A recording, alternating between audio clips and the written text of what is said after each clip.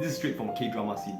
I was literally busy the whole day for after work. It was 5:30 p.m. I had a meetup with someone at 8 p.m. So I had a 2-hour slot, and I was on the train towards the meetup spot, and I thought, even if I reach there first, I'll have a lot of time. I have an hour of extra time. And so when the train reaches the station that I usually get down to go to the gym that I go to, for that small moment, this train opens its doors, and on the last second, on the split moment before the door closes, where there's 3 beeps, beep, beep, beep, I ran out. It's like a dramatic moment where a girl turns back before a breakup or some shit like that. Guess what? Most people, even myself from the past, even myself from a few years ago, few months ago, I would have just thought, I can do the gym another day. And of course, it's reasonable. Of course you can do it another day.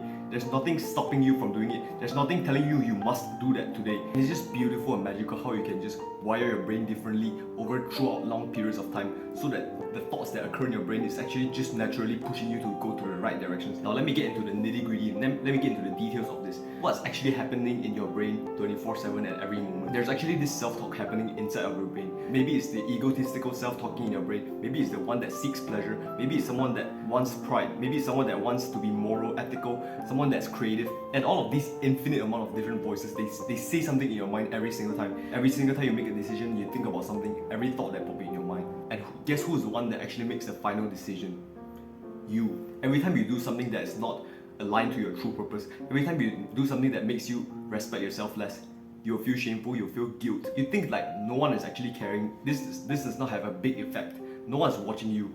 But there is one guy, the most important person that's watching you is yourself, your own consciousness, your own awareness. And if you do something that's wrong, you will know. You will be disgusted. You will hate yourself more every single time you make the wrong decisions. Let me share with you another moment. It was leg day, the fucking worst. And again, I almost went home after finishing 2 exercises when I'm supposed to finish 3. You know what? I'm tired. Let's just go home.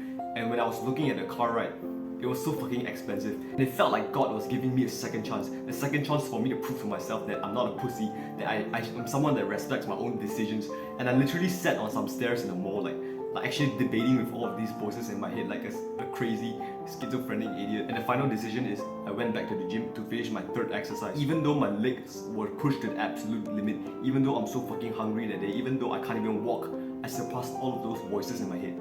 And I made the final decision. And the point is, it's just incredible how differently you can wire your mind, how differently you can build yourself up to be different from other people. Because most people don't even have this control in their brain. They don't even know they are the final judge.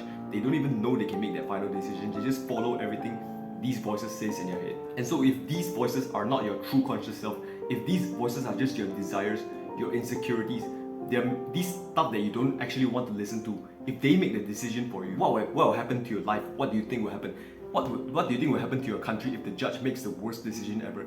Someone just committed a crime and killed 20 people and the judge let him go. Do you think he's just gonna stop killing if the judge does nothing? The country is gonna fall apart. The world is gonna go into hell because of the wrong decisions made by the most important people. If you listen to these unconscious, wrong voices and you make the wrong decisions, that's why you're going to eat McDonald's supper at night even though you're trying to cut. That's why you're going to hang out with friends that you don't even enjoy being with, friends that you don't actually respect, friends that don't even care about your future or even theirs. That's why you go to shopping to get rid of all of your urges to spend money and shit, even though you're broke as fuck and trying to save money, trying to build a career in your life. And so in those 2 stories that I told you before, I almost stopped going to the gym. I almost stopped finishing my exercises, stopped finishing my reps. For what?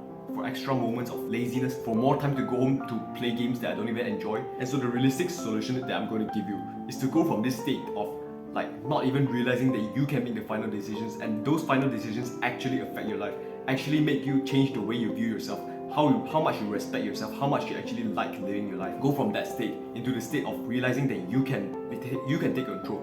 You are the one that makes the final decisions. And so whenever you make the wrong decision, it's okay. It's because it's normal. Not everyone makes the right decisions. Not everyone knows everything. But are you going to be the guy that just ignores it and just lets those things go? You make the wrong decision and you become fat and you're just like, I'm fat, but whatever.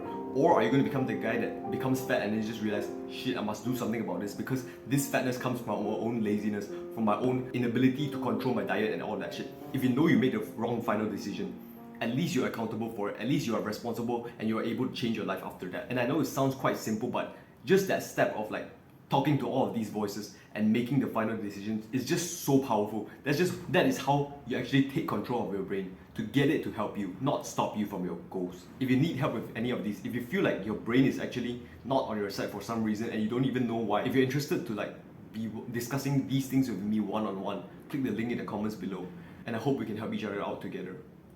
To you, joining us on this journey of self-improvement, our future is bright.